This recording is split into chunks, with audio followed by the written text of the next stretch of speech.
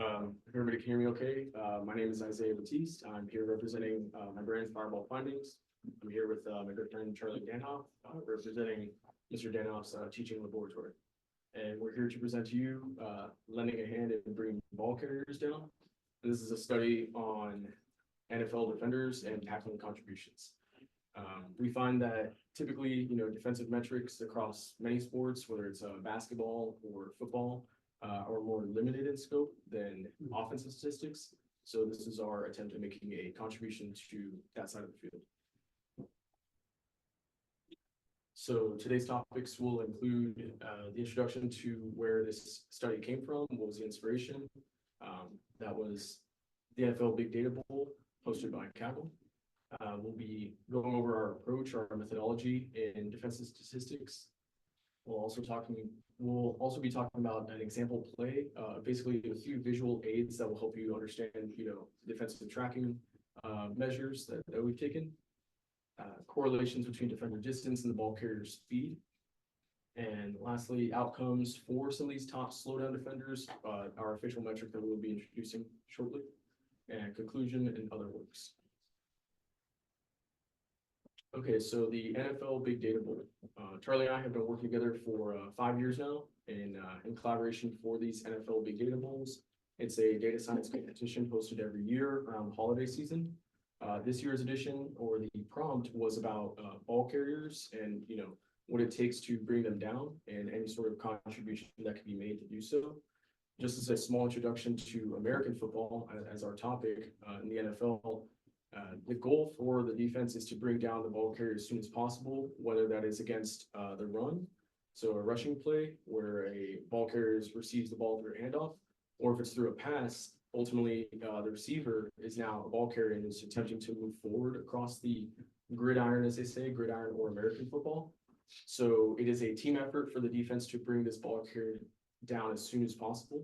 What we find is that right now the scope of the statistics is very limited. There are simply tackles, which is a counting stat. There are assisted tackles, same thing, a counting statistic, but there's really nothing in between. It's either you made the tackle, you assisted on a tackle, or it is a miss. So what we used, the data provided through Kaggle, through Amazon Web Services, as well as Pro Football Focus, allowed us to use tracking data, which we will play for you in just a moment here. The next gen statistics allowed us to measure this tracking data against ball carrier speed, as well as where the NFL defenders were at any given moment in tracking down the ball carrier. So we want to take a look at this diagram here again. In this case, the yellow would represent the defense on this play. So we were able to kind of map across the field, where everybody else was at any given time. Okay.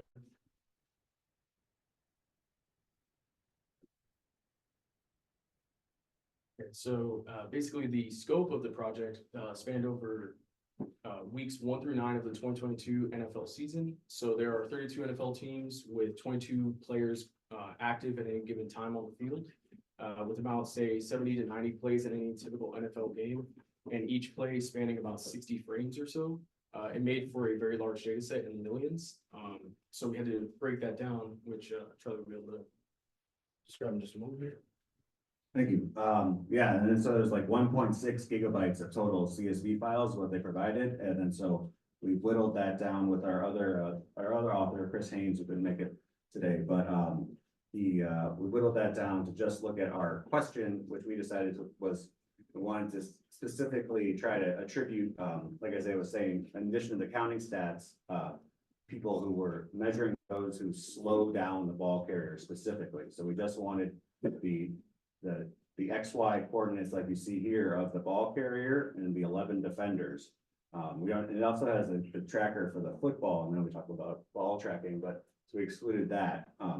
That's what we put it down to. And then in our smaller data set, that was like hundreds of thousands of rows, less than 1 million. What ended up was 66% of the plays were designed rushes, 30% were completions, and that's after the receiver catches the ball, and the frames after that is when it starts, or like a QB scramble, like some quarterbacks like Lamar Jackson or Justin Fields are very good running. So, but most of the plays we looked at were design rushes, and for our analysis we're talking about today, we just combined all of this together. So ultimately, what we were looking at is now that, you know, we have a ball carrier, whether it's a rusher, whether it's somebody who received the ball, the journey essentially from the moment they caught the ball all the way until they were grounded or tackled. What we were interested in is really the peak speed. We said yards per second. We converted that to miles per hour, and we said, okay, from the peak speed all the way to the end, we want to measure that back half. And so what we did is we went ahead and measured it and called it slowdowns, would be the pieces here. So that journey that we show over there, each fragment or each piece over each frame ID is now broken into pieces here that we can actually measure. And the idea is we wanted to take a look at the lag effect essentially and say, okay, you were the nearest defender to the ball carrier, and what ended up happening in the very next frame. So if in the very next frame, we had the largest decrease in speed or the largest slowdown, we would say, okay, that defender who was there, who was the nearest prior to, and one frame prior, was then the one who should receive the most credit on the play, you know, aside from somebody who made the tackle, of course. And so what we found is that, of course, everybody knows about tackles and assisted tackles, but summing up, or the cumulative slowdowns across the first 9 weeks of the season, crossed with tackles, it had a 92 positive correlation, and for assisted tackles, we found 0.82. So overall, very strong positive correlations between the two different statistics. And what we find is that it's not, as of right now, if you were to review, say, box scores, it's not always the case that the one who made the tackle is the one who should receive the most credit on the play. In some cases, which we'll show momentarily, somebody gets maybe chopped down, their speed declines by a massive amount, and it just so happens the next guy is the one who falls on top of him. The next guy is the one who makes the tackle. So we'll show that shortly. We show the diagram first. So this is something that we saw earlier. This is a different play in this case, and this is isolated to the top 3 defenders. Take a look in just a moment. Isolated to the top 3 relevant defenders, the ones who were the nearest all across the entire play or the journey of the ball carrier. We'll go to the next one. Should be, okay, yes. Okay, so this is the actual live play itself, our third visual guide here. So what we're going to show is that it's not the actual person who made the tackle in this case, the safety, Tashawn Gibson, who we think was really the most relevant for the actual play itself. This is an example of kind of somebody getting chopped down and somebody just happened to fall on the ball carrier later in the play. So he got slowed down here, he was slowed down there, this guy chopped him right at the hip, and it just so happened the last man who fell on top of him received the credit for the most credit for the play by tackle. By our advanced metric, we would say other players should also receive some credit too. Thank you.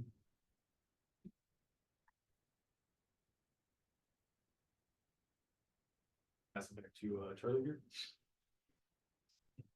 And then we did a different type of analysis, also looking at correlation between the distance the 11 defenders were on average from the ball carrier and their speed. And here it was a very weak, it was a weak positive correlation, and 0.9. And then, yeah, but it was significant. And then I think it's actually 0.09. And then, so it wasn't very, but it was significant. But you can see from all the here, there's a lot of noise. That was 1 yard away. And then we did it again, and we looked at if it was with defenders less than 4 yards away. So if it's like ball carriers coming and the defender, if you're 4 yards away, you can shape the ball carrier where they move. And when we did that, we got a stronger correlation, 0.25. It was significant again, not very strong, but like this, I think we interpret this more as a sign that we should continue looking at this. And then we did a regression analysis, a single variable regression with the player distance, and this is with the under 4 yards. And here, the adjusted R squared was 0.029, so not that great. But again, just like but the coefficient 0.6 was significant again. So we think these are, and it's a limited data set. It's only part of a season. So we'd like to do this on a bigger data set, but we felt that these were signals that we can continue to investigate this and the value. And then and it does show that as the defender gets closer the ball carrier does slow down. Thank you. And so, going back to the peak speed or the idea that Charlie just brought up as far as the defender distance. Earlier we mentioned, the nearest defender, but he was able to quantify and say, what do the numbers look like at 1 yard away, 2 yards away, all the way up to 4 yards. The reason we chose that peak speed is because that back half really, I guess, illustrates the journey of how the ball carrier was brought down. Anything before that half, there's going to be a lot of near distance as they're maybe crossing the line of scrimmage. There's going to be a lot of bodies around. So that's why I think there's a lot of noise in that data. As far as going back to the sum of slowdowns or the accumulated statistic, and what Charlie just mentioned a moment ago, as far as the total season, we wanted to measure it against total tackles in just a moment here.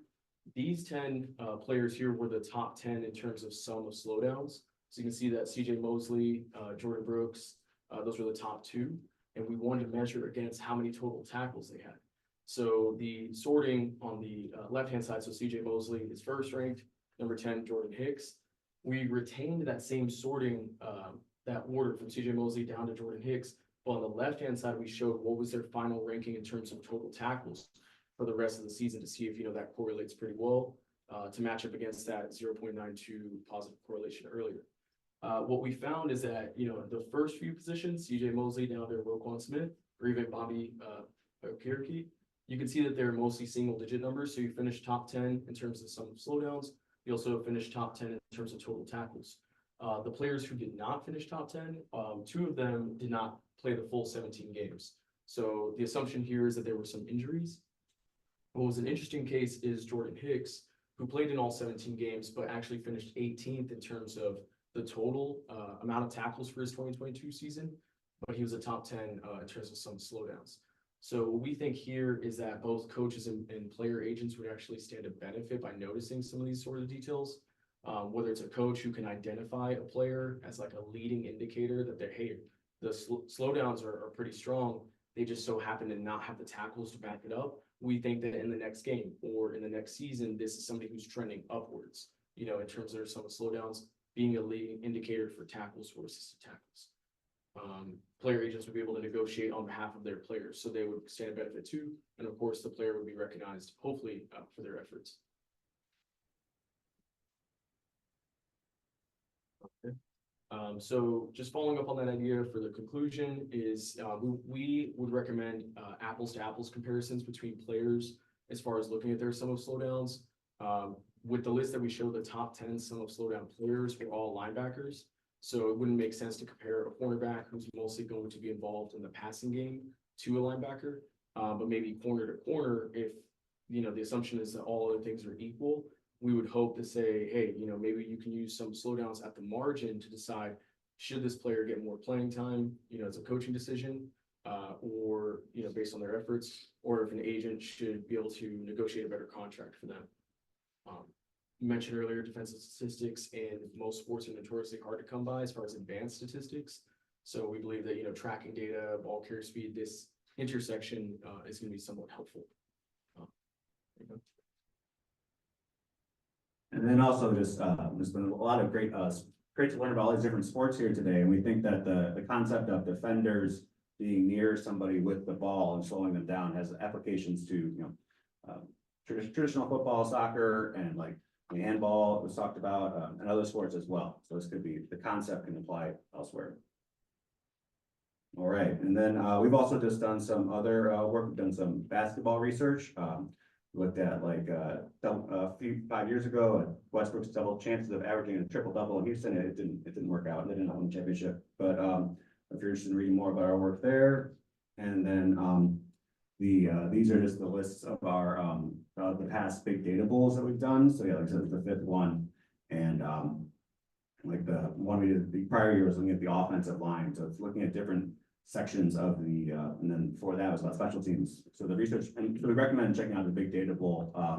Both people today have brought up about how, like, and it's true here, getting access to data is very difficult, but the NFL I think does a really nice job giving the world access. And a lot of times people who win, that we didn't win the competition, people who win are from outside of the US.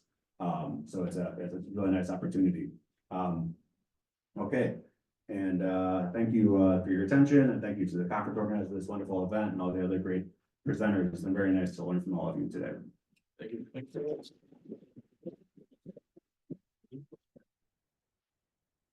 Any questions?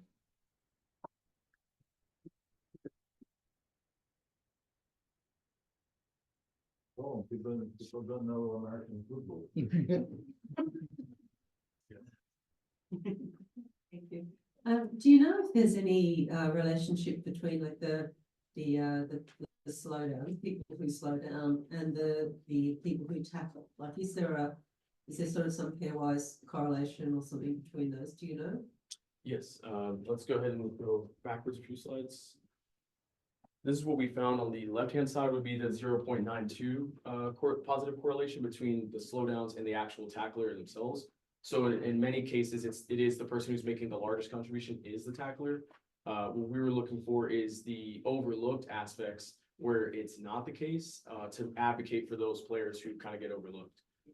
Using the video example that we did, it's like, you know, there was a whole slew of people who, were actually credited with missed tackles along the way, but really they contributed. So the idea is almost like we're flipping a negative into a positive in that respect. Other questions at all?